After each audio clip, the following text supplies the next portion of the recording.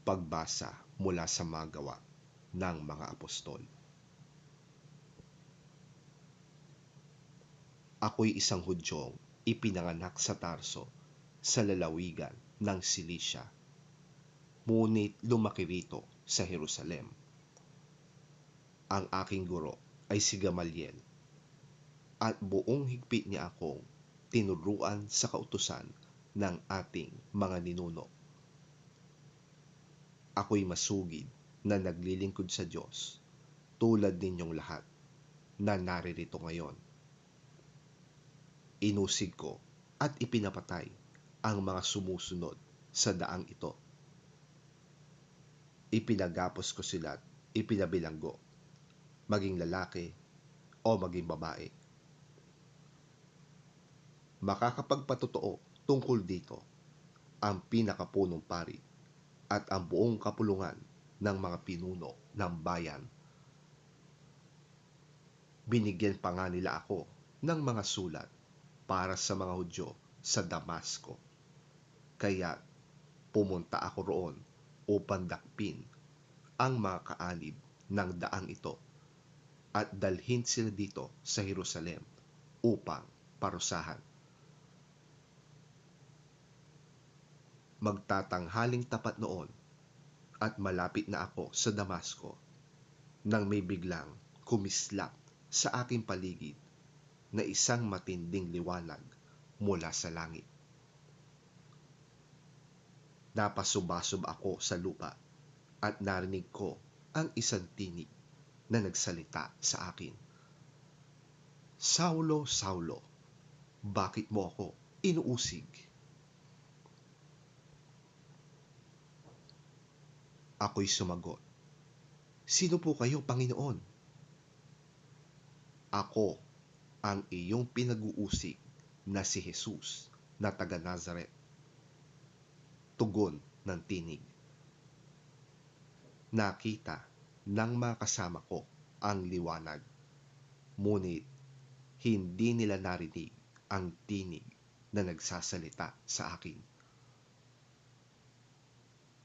Ano po ang gagawin ko, Panginoon?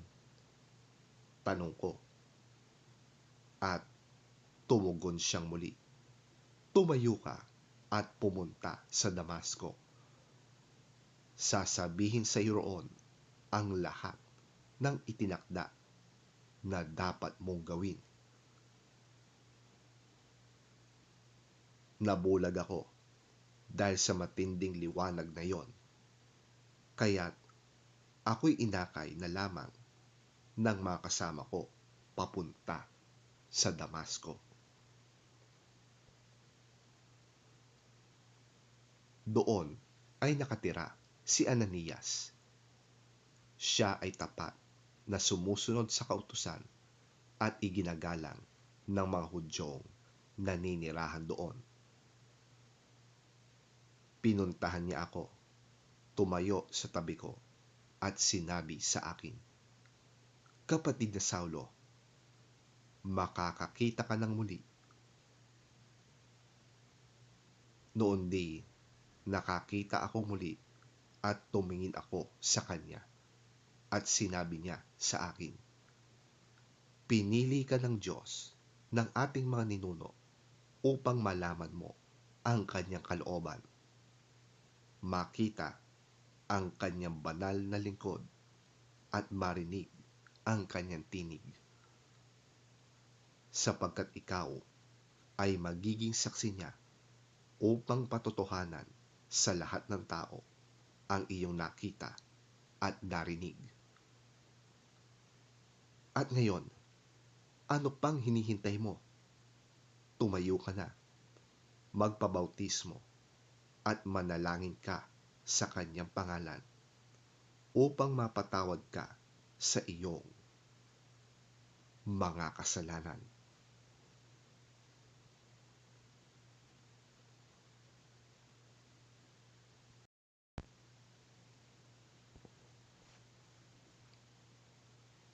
Samantala, patuloy ang pagsisikap ni Saulo na maipapatay ang mga alagad ng Panginoon. Kaya't lumapit siya sa pinakapunong pari ng mga Hudyo at humingi ng mga sulat para sa mga sinagoga sa Damasco upang madakip niya at madala sa Jerusalem ang sinumang lalaki o babae na matagpuan niya roong kaanib sa daan ng Panginoon. Naglakbay si Saulo papuntang Damasco at nang siya'y malapit na sa lungsod, biglang kumislap sa paligid niya ang isang nakakasilaw na liwanag mula sa langit. Natumba siya sa lupa at narinig niya ang isang tinig na nagsasabi, "Saulo, Saulo, bakit mo ko inuusig?" "Sino kayo, Panginoon?" tanong niya. "Ako'y si Jesus, ang iyong inuusig," tugon ng tinig sa kanya. "Tumayo ka at pumasok sa lungsod at dooy sasabihin sa iyo kung ano ang dapat mong gawin."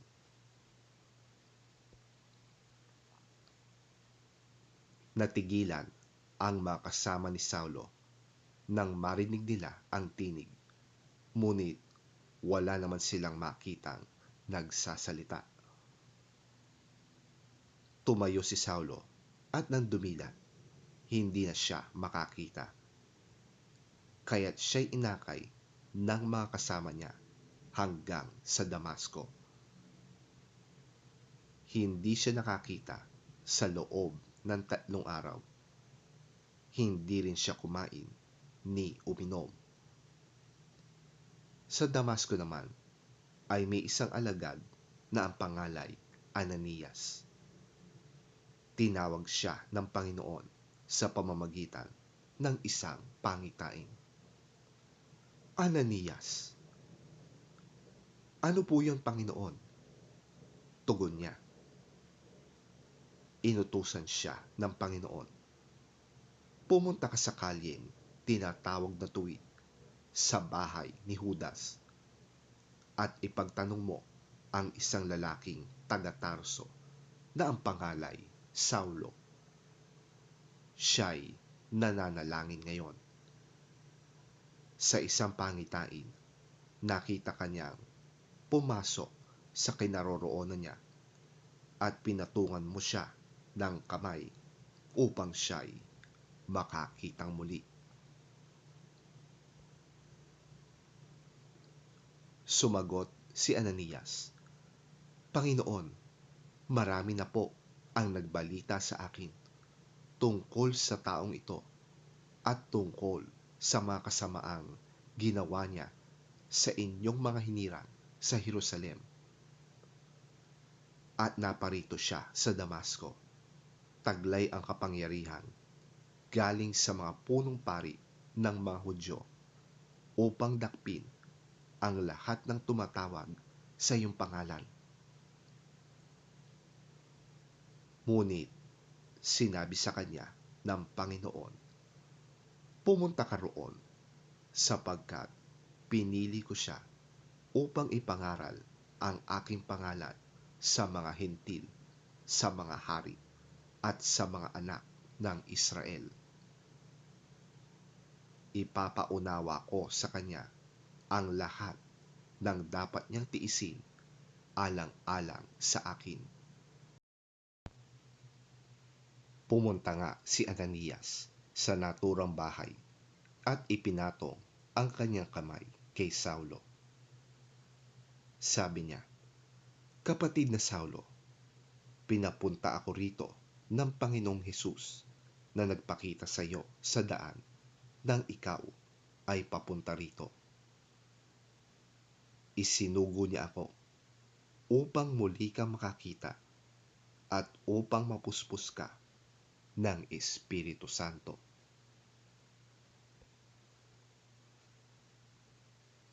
Noon day may nalaglag na tila mga kaliskis mula sa mga mata ni Saulo at nakakita na siyang muli. Tumayo siya at nagpabautismo. kumain siya at nagbalik ang kanyang lakas. Pumasok siya sa mga sinagoga at nangaral na si Jesus ang anak ng Diyos. Nagtaka ang lahat ng nakarinig sa kanya. Hindi ba siya ang dating umuusig sa mga sumasamba kay Jesus sa Jerusalem? Tanong nila. Hindi ba naparito siya upang sila'y dakpin at dalhing nakagapos sa mga punong pari? Ngunit lalong naging mahusay si Saulo sa kanyang pangangaral at nalito ang mga Hudyong naninirahan sa Damasco dahil sa kanyang matibay na pagpapatunay na si Jesus ang siyang Kristo.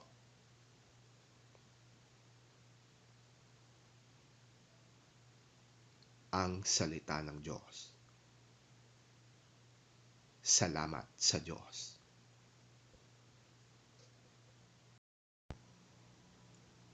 Ang mabuting balita ng Panginoon ayon kay San Marcos. Papuri sa iyo, Panginoon.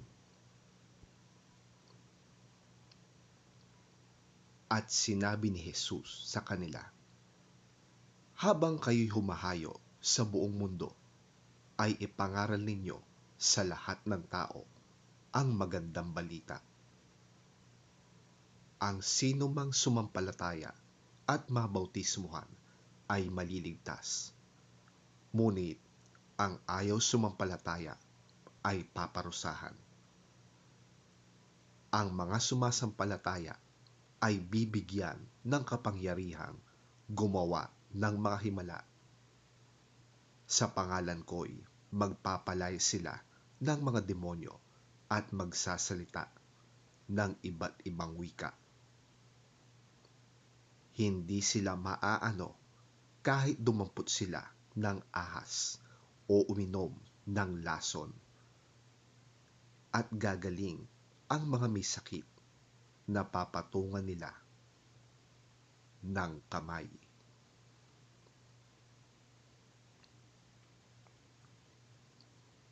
Ang mabuting balita ng ating Panginoon. Pinupuri ka namin, Panginoong Hesukristo.